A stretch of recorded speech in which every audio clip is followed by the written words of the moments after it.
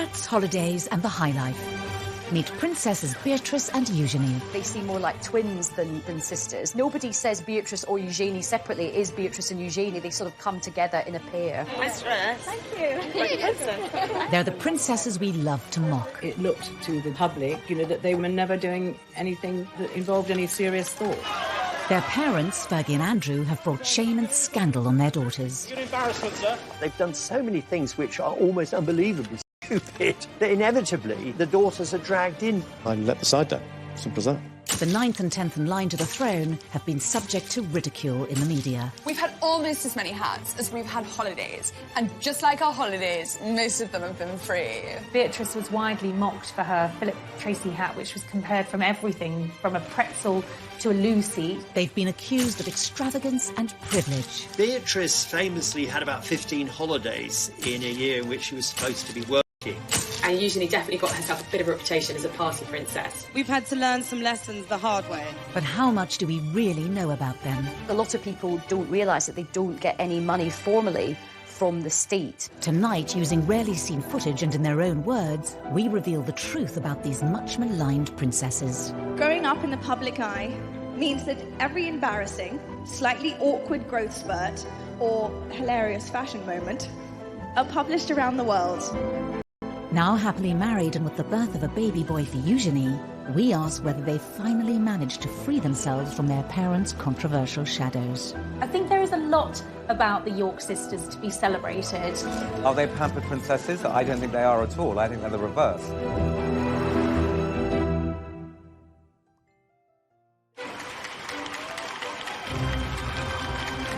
August 1988, the birth of a princess.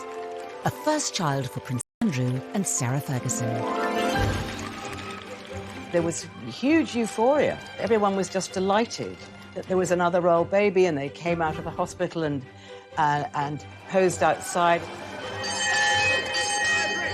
From all the teams of London, congratulations to Her Royal Highness on the birth of a baby girl.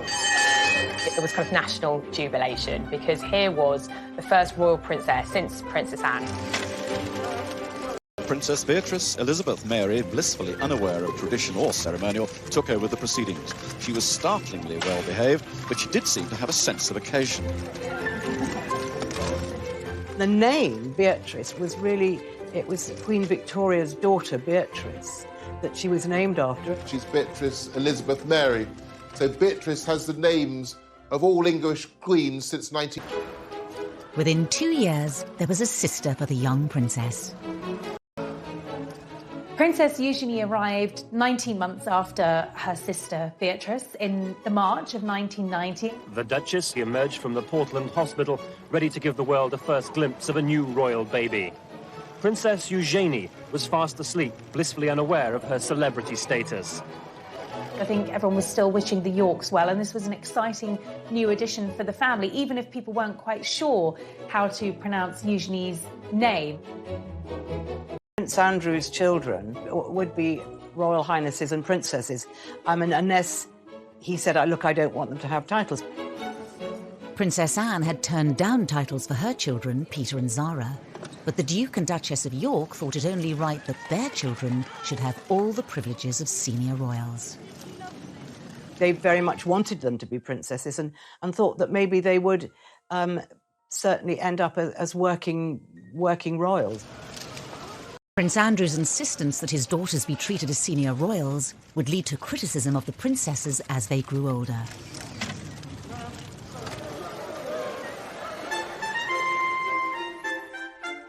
But to really understand the attacks on Beatrice and Eugenie, you have to go back to the marriage of their parents.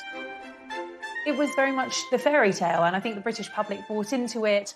Here was the Queen's favourite son getting married to the vivacious, pretty, bubbly and, very likeable Sarah Ferguson. And at first, the newlyweds could do no wrong.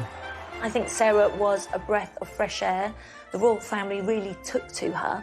She just was really suited to Andrew and made, more importantly, Andrew very happy. Kiss her then. Why do you want me to kiss Go on, you? hurry up. Why? Hurry up! Start filming, quick. Go on, dare you. You're a monster. But the Duke and Duchess of York's honeymoon period with the tabloids didn't last long. This is in an era, the mid-80s, when the monarchy had become tabloid fodder. The era of deference was over, and Fergie and Andrew were great for the tabloids. And that's fine if the tabloids like you, and it's fine if you don't in any way misbehave. Fergie came in for a huge amount of criticism for her lifestyle, for her fashion, and what the tabloids called her work-shy attitude, nicknaming her royal idleness. All attacks her daughters would one day have to endure. There was a time where she could do no right with the press. Sarah would come in gung-ho, maybe not in the right outfit, maybe say sometimes the wrong things. While their mother faced an increasingly hostile press, Beatrice and Eugenie spent a privileged childhood at Sunning Hill, the estate given to Prince Andrew by the Queen as a wedding gift. They had built this rather extravagant, very modern palace, which was famously likened to South Fork in the Dallas TV series, and it obviously became known as South York. So their early days were spent there. They were probably far more indulged than ordinary children. I remember going once to the house where they were staying and being absolutely astounded. There was a little sort of building in the garden, and it was absolutely full of Barbie dolls. So they had a lot of stuff, but they were very, very well brought up. Beatrice and Eugenie were also doted on by their grandparents. The Yorks lived a short drive from Windsor Castle and visited often. The Queen adored Eugenie and Beatrice. She saw in them something of her own relationship as a child with Margaret. Well caught, but the next one is bucked her fingers. They would often go and have tea with the Queen and Prince Philip, and I think, again, Fergie said that they had, 3 sets of manners. One was for home, one was for when they were out, and the third lot was when they were with the Queen, and they had to be very careful and mind their P's and Q's. Sarah Ferguson's own parents had divorced, and her mother had left to live in Argentina when Sarah was 12. I remember Sarah once telling me that she wrote a letter to her mum, actually blaming herself for her mum leaving. She thought it was something to do with her, and she wanted to be there for her children all the time and have that special bond and that special closeness. Within the first few years of the princesses' lives, Andrew and Sarah's marriage was showing signs of strain. As a serving officer in the Navy, Andrew was spending just 40 days a year at home, leaving Fergie to bring up the still young Beatrice and Eugenie alone. I think the cracks started to show when Prince Andrew was away so much with the Navy. He wasn't with her. His posting follows 3 months of specialised training, and the Duke will now lead a flight team aboard the frigate for around 18 months. He wasn't there with the girls and bringing them up as she'd hoped. And I think Sarah really started to miss him and miss that family bond, that family life. Beatrice was 3 and Eugenie just a toddler when their parents' marriage finally fell apart. And in 1992, photos surfaced in the press of showing the Duchess and her 2 children with a Texan, Steve Wyatt. Beatrice and Eugenie had a very odd childhood. I mean, where their parents were, on the face of it, that remained friends, but they were seeing other people from quite early on. And I think that was probably damaging in a subtle kind of long-lasting way. In March 1992, the Duke and Duchess of York announced that their marriage was over. The announcement that the Duchess of York had initiated discussions about a separation from her husband came as she arrived to pick up their daughter from school. It's always very difficult for children to see their parents split up. And I think perhaps the Queen even felt more maternal towards them, and that they'd had a very hard time.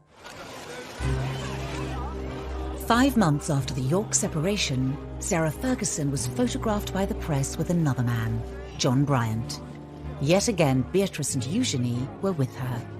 Fergie and the children were round the pool, and she was topless, and John Bryant was kissing her toes. Beatrice and Eugenie are in the background. I mean, they're there, they're sort of parties to what was going on between Brian and their mother. They, of course, didn't know. They were too little and too young, but they were seen as sort of pawns in this rather unfortunate and rather seedy affair. The Daily Mirror's expose had serious consequences for Beatrice and Eugenie's family life. By the time the story broke, the two girls were at Balmoral with their mother and the rest of the royal family.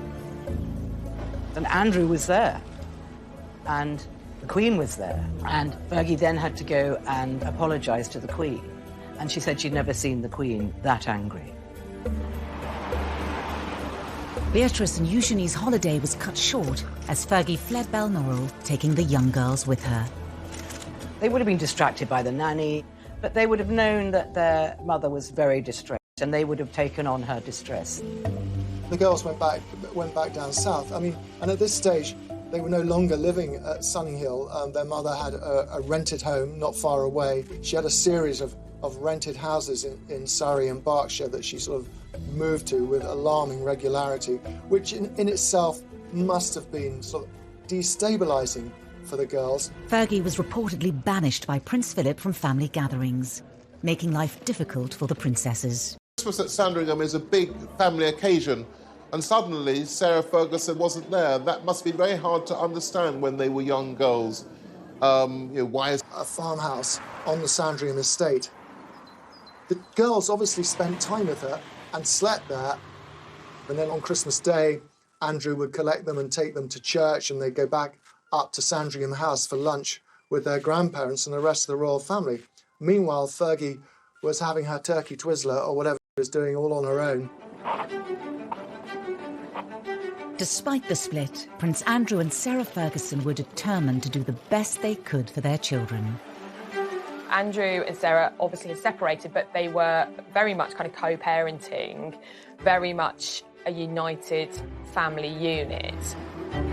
It was more than just a united front for sports days. I mean, you would expect that for school events. But it went far beyond that. I mean, they were going on holiday together. It meant there was a lot of continuity and reassurance for Beatrice and Eugenie that their parents were still very much part of their lives. Despite their best efforts, Andrew and Sarah's marital problems created major upheaval for Beatrice and Eugenie. But the girls would also face their own personal issues. Beatrice, at the young age of 7, realised something wasn't right. She was finding it very difficult to learn.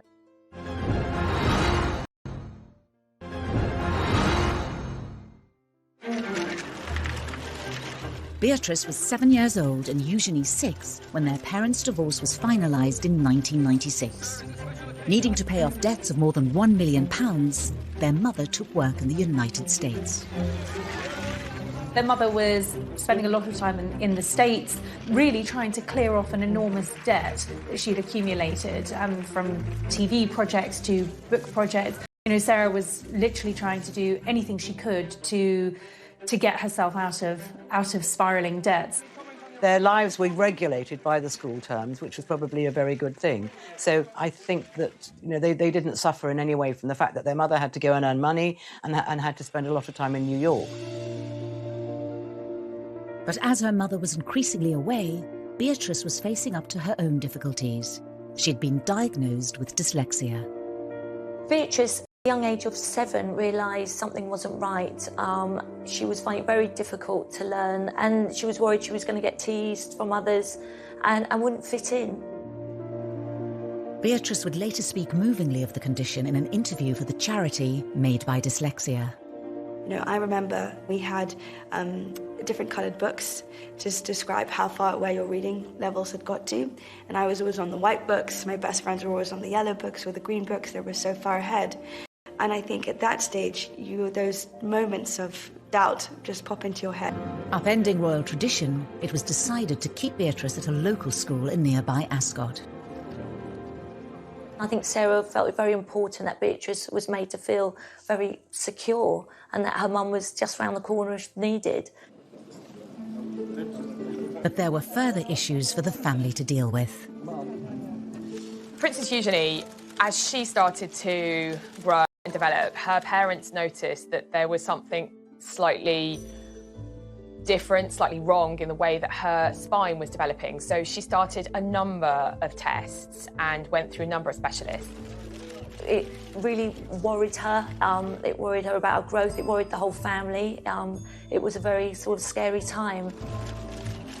At 12, Eugenie was diagnosed with scoliosis, curvature of the spine. She needed 8 hours of surgery, speaking out about it later to raise money for the hospital that treated her. I had scoliosis of the spine, which my mum found. They put metal rods in my neck and 8-inch screws up my back, which have now fused together and keep me straight. She makes private visits to see patients, and I understand that she writes to many child patients who have to undergo the same thing as her to say, look, I had it done, best decision in my life. Yes, it was tricky. Yes, I had to wear a back brace, but the upshot of that is that I'm able to ride, I'm able to walk, I'm able to ski, I'm able to lead a completely active life. In their young lives, the princesses had coped with the public scandals surrounding their parents and their private battles. There would be further struggles ahead as they carved out new roles for themselves. But uniquely, they always faced these challenges together. They're very close friends and very close sisters, but they're very different personalities. Beatrice is perhaps a more formal and more reserved. Eugenie is, I suppose, what might be described as bubbly and chatty. The more confident Eugenie chose to go away to Marlborough College, the co-ed public school also attended by Kate Middleton. Marlborough is quite progressive boarding school. It's very sporty. It does a lot of art, does a lot of drama. It's not just about the academic achievement of its pupils. And that really suited Eugenie, I think. And she made a core group of friends there with whom she'll be friends for life. Beatrice, who is, I think, the quieter and perhaps shyer of the two girls, went to an all-girls school in Ascot. She delayed her GCSEs for a year because of her dyslexia, and she didn't get the best grades, but she did go on to become head girl. William and Harry. There was a stage when kind of Harry was falling out of nightclubs, and it would normally be Eugenie as his right-hand wing woman. And they certainly enjoyed themselves, and Eugenie definitely got herself a bit of a reputation as a party princess. Away from the limelight, the public began to see a different side to the princesses, and one that wouldn't go down well. They were mixing with a fast crowd, and it looked to the general public, you know, that they were always having a good time and never doing anything that, you know, involved any serious thought. The press was beginning to draw comparisons between Eugenie and Beatrice and their parents. I see myself as a mini mummy, so I kind of have this sort of image that anything you could do, I want to do better. So I want. I have to tell you, that's easy. The comparisons were not always favourable. When Eugenie went globetrotting on a gap year to mark the end of her A-levels, the tabloids weren't far behind. The suggestion really was that here was a couple who were living beyond their means, cashing in on their royal connections, and weren't Beatrice and Eugenie going to be just the same? It was almost as if they were tarred with their parents' brush from the outset. Eugenie went to South Africa and on to the Far East. She was sort of flitting from country to country, as most middle-class young people do who take gap years. But of course, she was accompanied by police bodyguards, and that meant we, the taxpayers, were paying for policemen to accompany her to the fleshpots of the world. The taxpayers' share of the bill added to the reported £500,000 already spent on the princess's protection each year.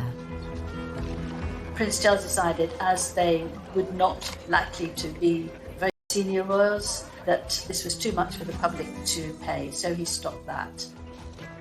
Prince Andrew was so angry that he wrote a note to the Queen saying that he wanted them to be considered as proper royals and he did not want the protection officers to leave them.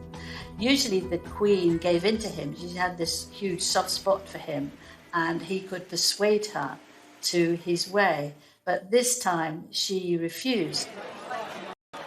Written off as pampered princesses, Eugenie and Beatrice tried to keep a low profile. And in 2010, the sisters, now just 20 and 21, found themselves embroiled in another of their mother's scandals. She was caught on camera, essentially selling access to her husband and to someone who she believed was a... And when you can, to me,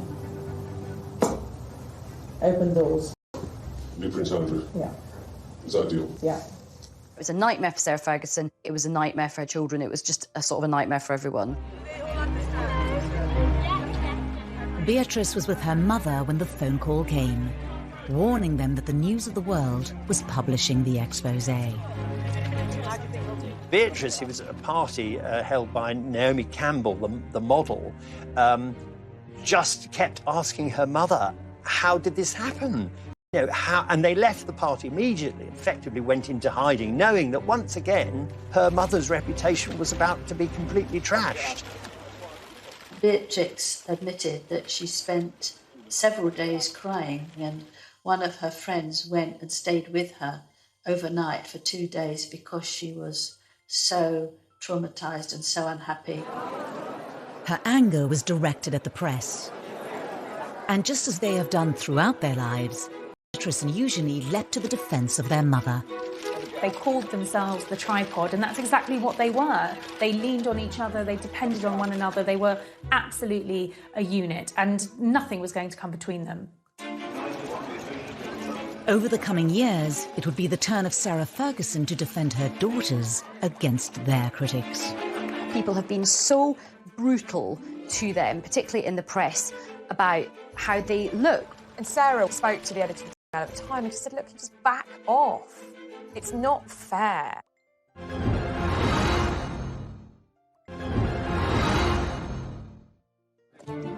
Prince Andrew's insistence that his daughters receive royal titles at birth immediately put them under the glare of the world's media. As young girls growing up, Beatrice and Eugenie had less of a place in the spotlight than William and Harry, but there was still a lot of press interest in Beatrice and Eugenie. This, along with the scandals and embarrassments that have engulfed their parents, has meant that Beatrice and Eugenie have also been in the firing line. The whole family is seen as a soft target because the parents particularly have made so many, mistakes is being generous, that inevitably the daughters are dragged in. I think there are times when it looks as though the girls are just being knocked because it's turned into something of a national sport, and particularly when it comes to their fashion sense. The two princesses have become renowned for their bold designer outfits. People have been so brutal to them, particularly in the press, about how they look, which is just so old-fashioned and sort of sexist in this day and age. The two of them are quite similar. Fergie was often criticised in the press for getting it wrong in the fashion stakes. You know, her fashion choices were bold, some might say garish, always over the top. And I suppose when we started seeing Beatrice and Eugenie taking a leaf out of Fergie's fashion book, history repeated itself. But it was when Beatrice and Eugenie were seen arriving at their cousin William's wedding in 2011 that the ridicule reached new heights. I don't think they will ever live down the outfits that they wore to the royal wedding. Sarah had paid a fortune to have them styled for the wedding day so that they looked the part. Beatrice's choice of hairwear instantly created a national debate. Beatrice was widely mocked for her Philip Tracy hat, which was compared from everything from a pretzel to a loo seat. She became a meme instantly. There were lots of jokes going around that it was like a television aerial. This hat was like another guest. It was like the most talked about guest at Kate and William's wedding. Within hours of the wedding, the silk fascinator, costing around £2,000, had earned its own Facebook page, and hundreds of photoshopped images of the headpiece were shared online. It did get the headlines, maybe for the wrong reasons, but they're very confident, and I think they have this wonderful knack of just, laughing it off. The princesses used a charity speech to showcase their positive attitudes.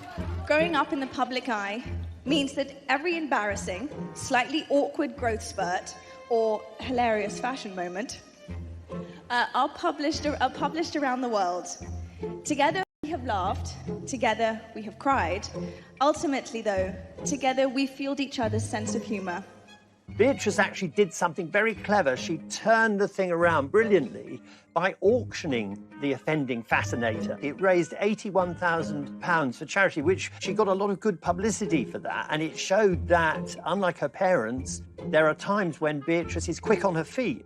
The princess's love of headwear became infamous and was mocked by the critically acclaimed Channel 4 show, The Windsors. If there's one thing we're famous for, it's our... holidays. Yeah. Hats.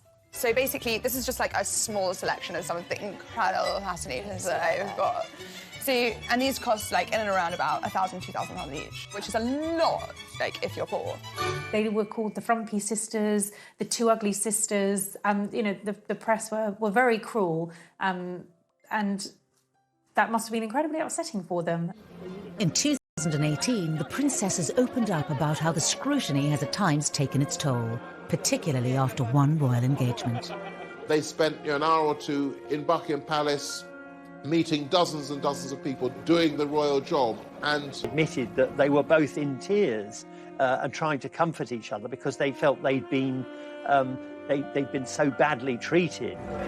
Even Beatrice's weight was criticised when she was just 19, proving once again that life in the spotlight came with serious downsides. Beatrice was pictured on a beach in a bikini, and those pictures were published in all of the newspapers.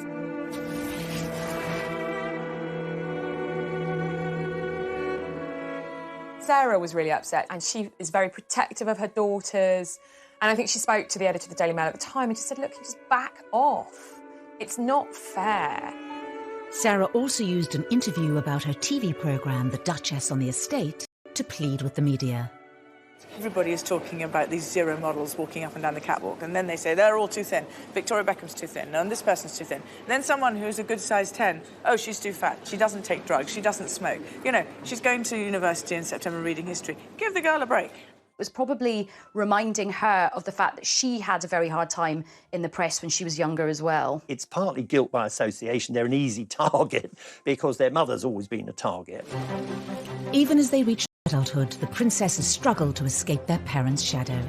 I think that a lot of the things which have been said about Beatrice and Eugenie were kind of as though they were their parents' appendages and as though they weren't independent people. There is one area of Beatrice and Eugenie's lives that gets very little press coverage. I think people don't realise that both Beatrice and Eugenie do actually have full-time jobs and they have built up their own independent careers. And of course, a lot of people don't realise that they don't get any money formally from the state. When it comes to their careers, Beatrice and Eugenie are often tarnished in the media by their parents' reputations. Eugenie, we're going to have to get jobs. Is that like when Daddy has a party for Arabs and British businessmen? No, I think a job's where you have to go into a building or something. Yeah. As titled princesses, it was expected that Beatrice and Eugenie would become full-time working royals. When Charles made his vision for a streamlined monarchy really very clear around the time of the Diamond Jubilee celebration, and that was a big issue for Andrew. His view was that they had the HRH titles, therefore they are blood princesses, therefore they should be full-time working members of the royal family. It didn't pan out that way, and that definitely caused tensions between the royal brothers, Charles and Andrew. For Beatrice and Eugenie, the dilemma of being non-working royals who have princess titles lies at the heart of many of the issues they have to grapple with. For two members of the royal family who are as close as Eugenie and Beatrice to being core members, it is unusual to be working. They wanted to go out and get jobs, but it did take a while for them to get to that position. When they left university, came back from their gap year, you know, they were still living very much within the protective bubble of the palace. In 2011, Beatrice graduated university with a 2:1. After a year working in New York, she embarked on her current career in the tech industry, splitting her time between the UK and America. They've both actually done incredibly well. Beatrice is the Vice President of Strategies and Partnerships at an artificial intelligence agency, so she's really quite senior in the tech world. Eugenie followed in the footsteps of Beatrice. After also graduating with a 2:1 in 2012, she too moved to New York, but embarked on a very different career path to her sister. Eugenie has seemingly always been interested in the arts, and she went to New York and worked for an online art business. Eugenie had also begun a relationship with her future husband, Jack Brooksbank, who she'd met on a ski trip. After dating long distance for 2 years, Eugenie returned to London in 2015. And then she came back and got an amazing job with a huge international art dealers called Hauser & Wirth in Mayfair. With careers outside the monarchy, Beatrice and Eugenie have gained experience that's out of reach for many of their royal relatives. They have one foot in the royal family because they still go to events with core members of the family, and they have one foot in the real world. They do it because they want to work and they're very grounded and they like being around normal people.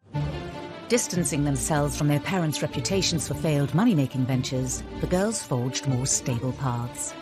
But as members of one of the most famous families in the world, how normal can their lives really be? They do come back for things like Drooping the Colour and the garden parties in Buckingham Palace. And they do need someone who will understand that they can't be there 9 to 5, 5 days a week. Part of the reason that they have been employed is because of their network. It's because they're Princess Beatrice and Princess Eugenie, and they are styled as such. They kind of get the best of both worlds because they get to earn their own money, but they also still enjoy privileges of being princesses. We know that in the first year of working in their jobs, they had numerous holidays. They're not clocking in and clocking out, as it were. Beatrice and Eugenie certainly benefit from their royal privilege, and their HRH titles mean their every move is of public interest and open to scrutiny. The princess's jet-setting lifestyles made headlines once again in 2015. Beatrice famously had about 15 holidays in a year in which she was supposed to be working, and then was horrified when, this was criticised.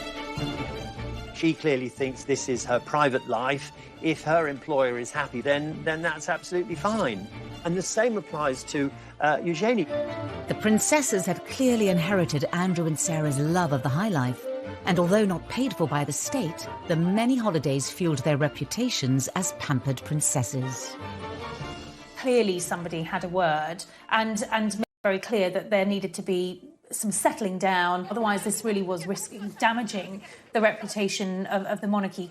The princesses showed they were able to respond to public perception in their speech for the charity We. As young working women in the public eye, we've had to learn some lessons the hard way.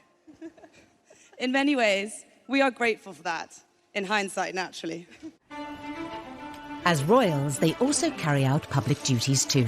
Beatrice and Eugenie are patrons of a wide range of charities. In the same way that Sarah has always used her public profile to promote charitable causes, Beatrice and Eugenie have both been very active in the charity world and have chosen charities that are meaningful and relevant to them. So Beatrice has aligned herself with children's charities with a focus on education and the dyslexia charity that she works closely with.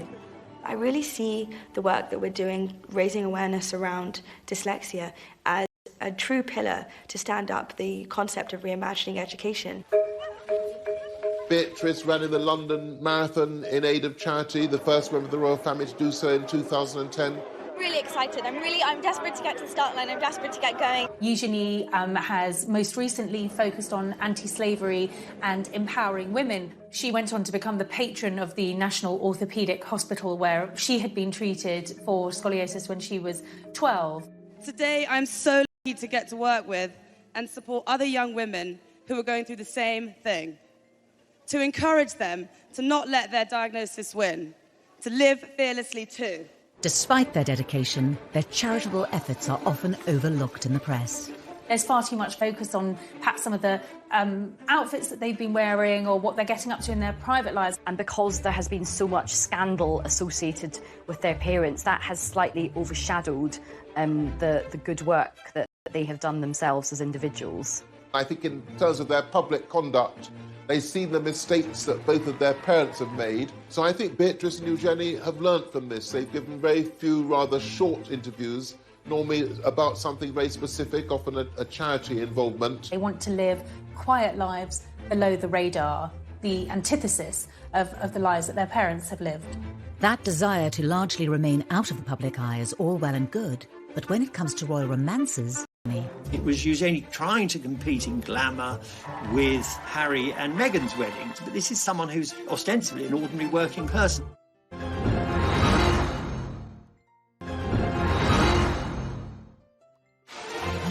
The world's media love a royal romance.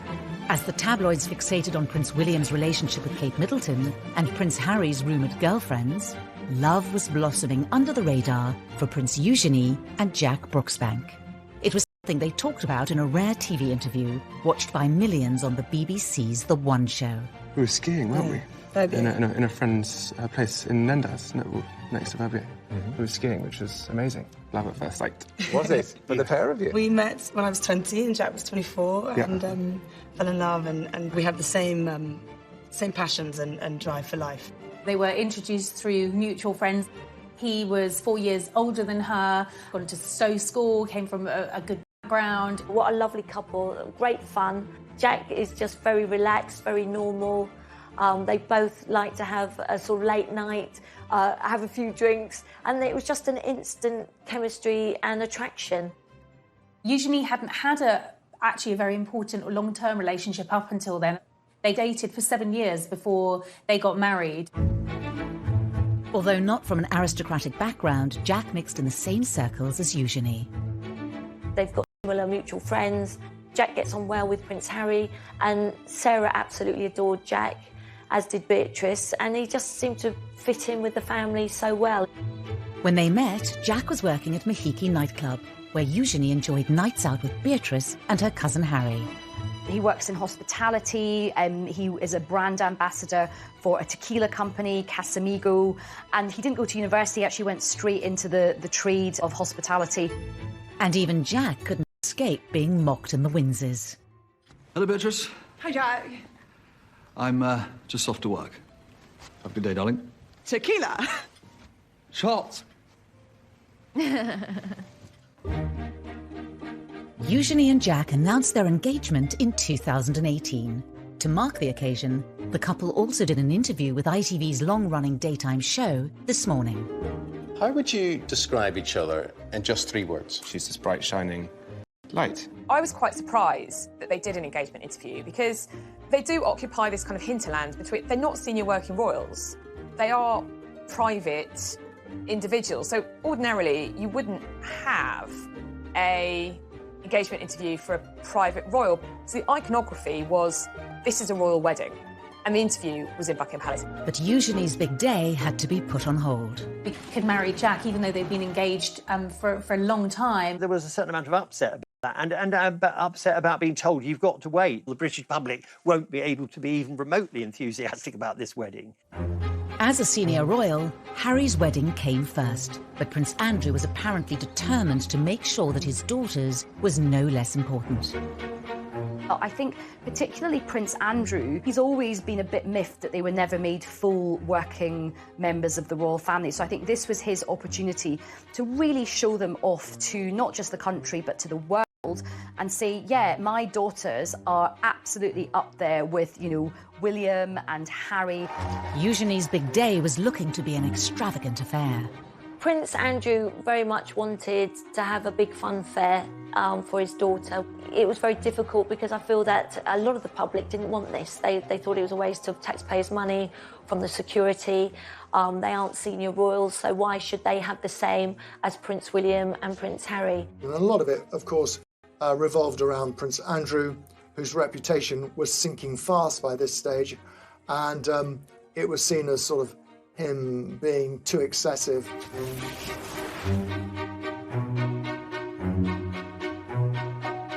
The reception wasn't footed by the taxpayer, but it was thought that all in all that the whole wedding would have cost between about £2 million, £2.5 million, and it was felt that quite a big chunk of that would have been for security. Eugenie already to be an easy target in the press because of her parents' reputations, but the excessive nature of the wedding opened her up to serious scrutiny. She was once again branded the pampered princess.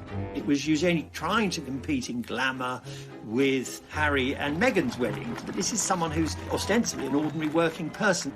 And it kind of highlights this slightly problematic tightrope that both princesses have to walk, in that they are royal princesses, but yet they're not working members of the family. The wedding went ahead as planned. On the 12th of October 2018, Princess Eugenie and Jack Brooksbank were married at St George's Chapel, where Harry and Meghan had wed earlier that year. I don't think any of us quite knew what to expect of this wedding. Were the crowds going to turn out for this big day? It actually was a great success. The crowds were out. Eugenie wanted the big fairy tale wedding at Windsor Castle, and that was what she got. When it came to numbers, Eugenie and Jack did certainly outdo Harry and Meghan, with 200 more guests at their nuptials. The wedding was huge. I mean, I think there were 800 guests, but Fergie has a lot of friends and she loves parties, and she loves organising parties, and it was never going to be small. Among the 800 guests were many well-known faces. Eugenie has a contacts book, just like her mother's, packed with VIPs, famous people who aren't just famous people, they are her friends. There was Naomi Campbell, Cara and Poppy Delevingne, Demi Moore, Robbie Williams was there. In fact, Robbie Williams' wee girl was one of the Flower Girls.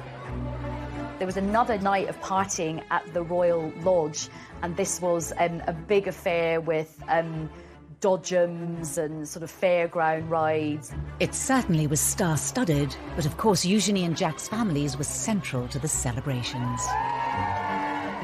Her father walked her down the aisle.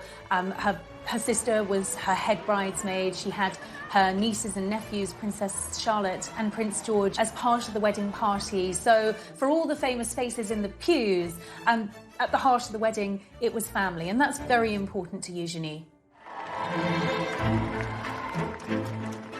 Despite years of having her fashion sense mocked, Eugenie's outfit choice on the day was widely admired and held great personal significance for the royal bride. There was lots of speculation in the press about who'd been chosen to design Eugenie's wedding dress, and Peter Pilotto was an unexpected choice. But the dress was beautiful. It was very different to anything we'd seen a royal bride wear, in that the back was deliberately low cut. And Eugenie later explained that she'd deliberately chosen that style to show off the scar from when she'd had her operation as a 12-year-old girl to correct the curvature of her spine. And the other thing is that she was wearing this beautiful tiara with emeralds in it, which was lent to her by the Queen. The tiara from the Queen was to show the strength and the closeness of their relationship. Whilst the weddings of Harry and William were broadcast to the world on the BBC as well as other channels, Eugenie's was not, which reportedly caused more angst for Andrew. His people asked the BBC if they would televise it, and the BBC said no. In the end, the ceremony was broadcast on ITV in an extended episode of This Morning, watched by 3 million people. There'll be a few more people than most people have. There are a few more than Harry had, but that's just the nature of Eugenie and Jack. They've got so many friends that they need a church of that size to fit them all in. I remember watching the interview they did with Prince Andrew, and I kind of winced. Our wedding's bigger than your wedding. Despite all Andrew and Sarah's efforts to ensure all eyes were on their daughter, attention once again turned back to Harry and Meghan. That day was somewhat overshadowed when, just a day later, Harry and Meghan publicly announced that they were expecting their first child itself. And understandably, that was upsetting for Princess Eugenie. Although Meghan and Eugenie get on perfectly well, they are not good friends. I just don't believe it was a coincidence. But after Eugenie had her fairy tale wedding in the spotlight, Beatrice had no choice but to keep hers out of sight. Suddenly, the entire world is looking at Prince Andrew and their family, and it is one of the biggest scandals.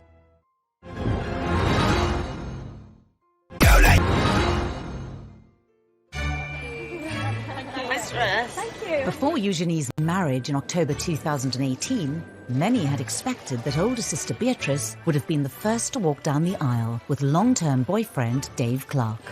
They were introduced through Prince William. Dave is a very charismatic guy, very popular. Sarah and Andrew adored him from the minute Beatrice brought him home.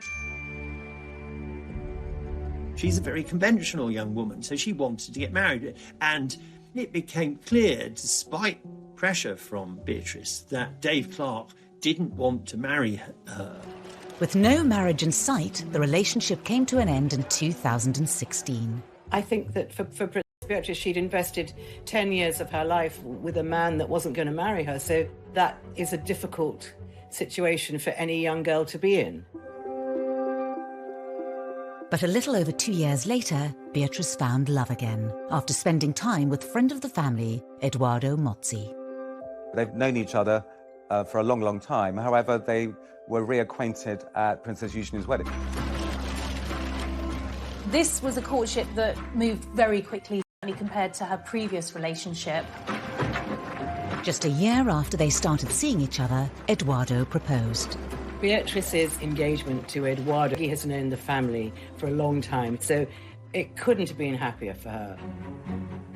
36-year-old multimillionaire Mozzi made his fortune as a property developer after studying politics at Edinburgh University. He's of Italian heritage with an English mother, was brought up in England, and is a successful, talented, young professional man.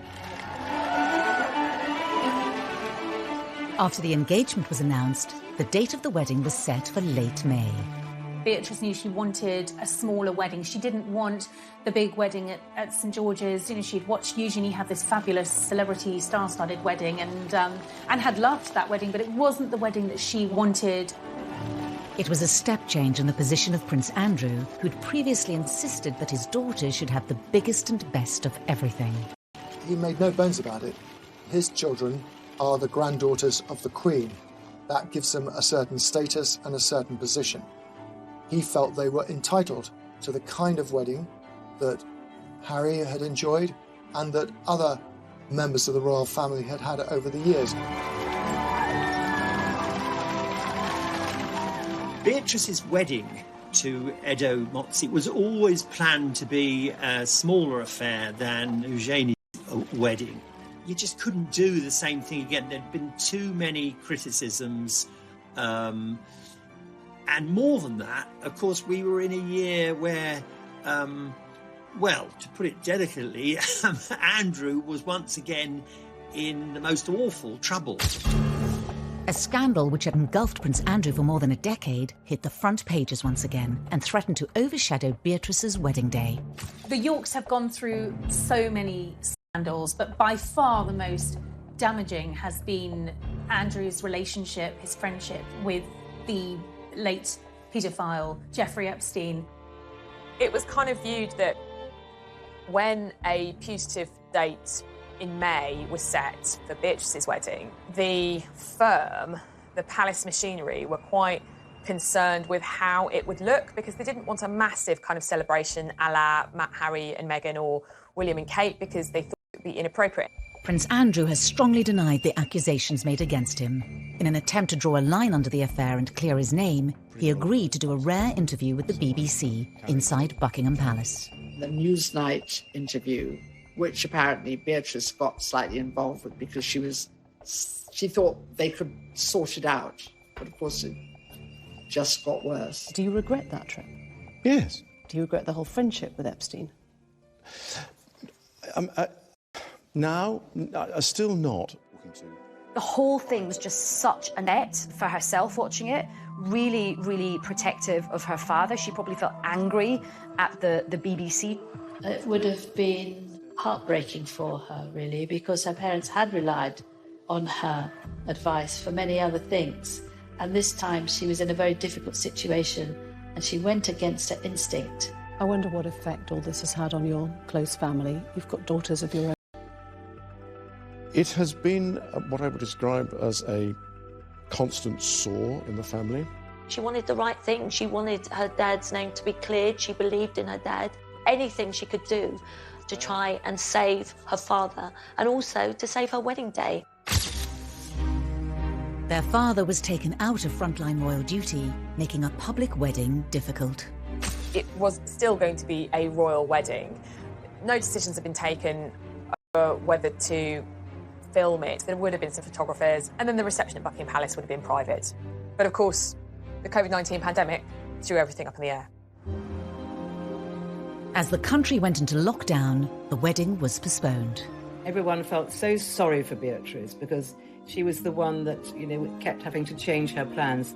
And of course, this is a virus that doesn't discriminate in terms of class or privilege, and it doesn't matter if you are 9th in line to the throne, you still have to obey the same rules as the rest of us. But just 2 months later, in a move that shocked everyone, Princess Beatrice married in secret. These beautiful photos of the happy couple are the only official record of the day. COVID, in a way, lessened the embarrassment of a wedding at which Andrew had to virtually be brought in a sack because he was in such disgrace. Princess Beatrice managed to pull off something no modern member of the royal family has done. She managed to get married in secret, away from the prying eyes of the press and the long lenses of the pesky paparazzi. It ended up being in actually one of the most beautiful places in England, which is the chapel in the grounds of Royal Lodge, where the Queen worships every Sunday. The Queen was heavily involved in the wedding, even lending Beatrice a modified version of a vintage dress by Norman Hartnell that she herself had worn to a film premiere in 1962. It was just stunning. She looked absolutely beautiful. I think you can see that the Queen really does hold Beatrice very fondly. The Queen also offered her the tiara she'd worn on her own wedding day, in another clear sign of support for her granddaughter. For all the people who criticised her about all her outfits, she really had the last laugh because she looked absolutely bop. Press and the public. It was rather heartening to see the pictures, and I thought this is a very good way of dealing with Andrew's fall from grace, dealing with the pandemic. In a video announcing the winners of a drawing competition for the Forget-Me-Not Hospice, Beatrice talked for the first time in public about the wedding. Do you think this might be my wedding? Because I had a chance to get married this summer and it was so much fun. But I'm not sure I looked as smart as Russell Bear does in his outfit. I think Beatrice and Edo were actually very happy that it happened that way. It was very private, it was all very low-key, which is exactly what Beatrice and Edo wanted. With both princesses happily married, the birth of a new baby for Eugenie heralds a new generation for the House of York. Principally, it means some good news for the House of York. Andrew becomes a grandfather for the very first time at the age of 61. I think he's thrilled, as is Fergie.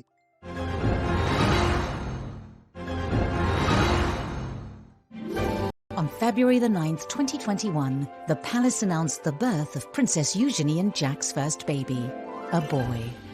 Princess Eugenie and husband Jack Brooksbank announced the arrival of their son. The Queen welcomed her 9th great-grandchild.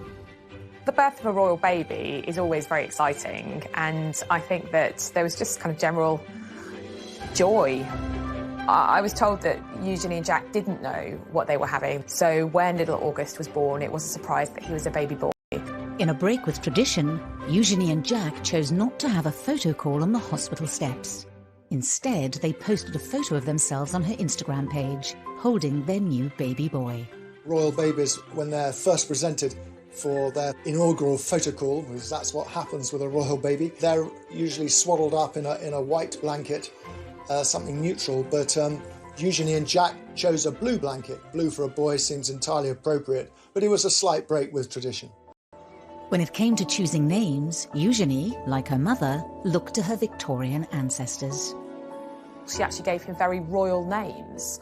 August is after Prince Albert, the husband of Queen Victoria, and Hawke is after Jack's great-great-great-great-grandfather.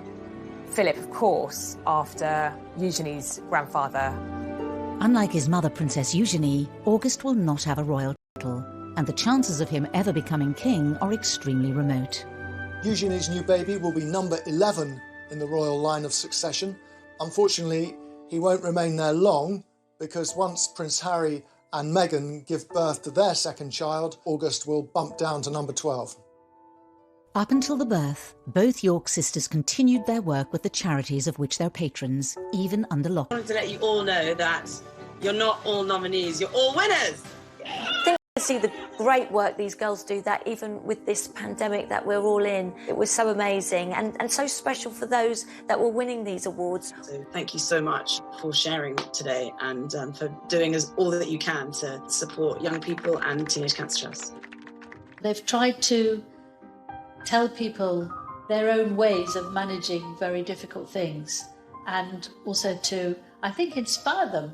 Beatrice has been an ambassador for the Forget-Me-Not Children's Hospice for more than 8 years, and during isolation sent a heartfelt message of encouragement to the young people and families who were supported by the charity. I know that this is an incredibly challenging time, especially for those living in isolation, not receiving that face-to-face support, which is delivered by the incredible nurses and staff at the hospice. Between them, the sisters are patrons and ambassadors to over 17 charities, which they support in their spare time alongside their full-time jobs. This dedication appears in stark contrast to their portrayal as spoilt and brash princesses in the media. So they may have had criticism because people didn't like their hats, which is fairly absurd. They see themselves as having a duty to the Queen to be good princesses for the rest of their lives and to do great charitable work and support the country and the Queen. I don't ever hear anything unpleasant about them. Everybody that meets them says how charming they are, which is really nice. Nice for Fergie too, because it means at least she's done something right. Throughout the scandals and deep embarrassments, the York princesses have remained loyal to their disgraced parents. Prince Andrew and Sarah have the most amazing relationship. It was one of the happiest divorces I've ever known, and they get on so well, and they even live together. Their parents are always in the papers, usually on the receiving end of pretty negative headlines. And I think to a degree, the girls have been tarred by the same brush. I think they've been in a very difficult position. They have had the burden of the HRH title whilst trying to create independent lives for themselves. I think sometimes it might be nice to see them celebrated for some of the good things that they do. We're working on it. Thank you for talking to us. Thank you. So it's as if everyone's waiting for them to make a bigger blunder. You know, the parents have been a godsend to the newspapers for 30 years. You just have to wait, and they'll do something even worse than the last thing that they did. But I don't think the daughters will do that. The York family have created their own sort of fortress against all the sort of slings and arrows that have been thrown at them. And they've got so many other things going on that they're able to do this. Both women want to have a happy marriage that, frankly, their parents didn't have. They don't want to go through what their parents went through in the spotlight. They want to live quiet lives below the radar, the antithesis of the lives that their parents have lived. Beatrice and Eugenie have worked hard to balance two very different lifestyles and carve out a modern role for themselves in the royal family, something that other members have been unable to achieve. I think actually that Beatrice and Eugenie have been very successful in combining their royal persona with their ordinary working persona. And they seem to have kind of struck the right note with that. I think that both of them are able to be in the modern world and are both able to bridge the world and the occasional formality of the royal family with the modern world of work. With Prince Andrew and Prince Harry both taking a step back from frontline royal duties, could a more prominent role for the royal princesses beckon? We've lost Harry and Meghan from the royal firmament. Prince Philip's retired. Andrew, he's never going to come back to full-time royal duty. So effectively, you've lost 4 senior members of the family: Philip, Andrew, Meghan and Harry. That does leave a void. So it may be that one or both of these daughters start to play a bigger part. The Duke and Duchess of Cambridge have done a brilliant job, but they can't do everything. Nobody can be everywhere. If Beatrice and Eugenie do step up to fill the royal gap, will they be able to change the way we all see them? Are they pampered princesses? I don't think they are at all. I think they're the reverse. They've had to deal with a lot of criticism. You can certainly detect a softening in the attitude of the newspapers to Beatrice and Eugenie. Even the most hard-bitten hack doesn't feel any longer that two daughters who haven't really done anything wrong should be pilloried. The girls have definitely won over the public. I think that the public are definitely looking at them with different eyes. The road has sometimes been a bumpy one, but They are married, they are really free, I think, from their parents now in a way that they haven't really been up until now. They are financially independent, and they are living their own lives. And I think there is a lot about the York sisters to be celebrated.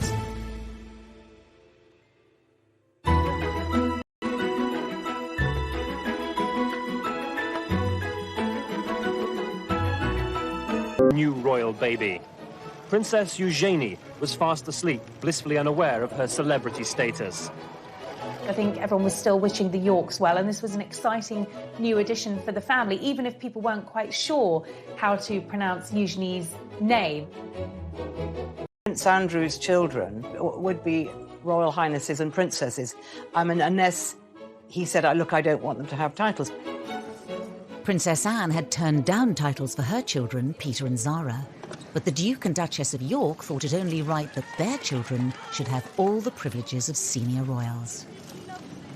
They very much wanted them to be princesses and thought that maybe they would certainly end up as working royals.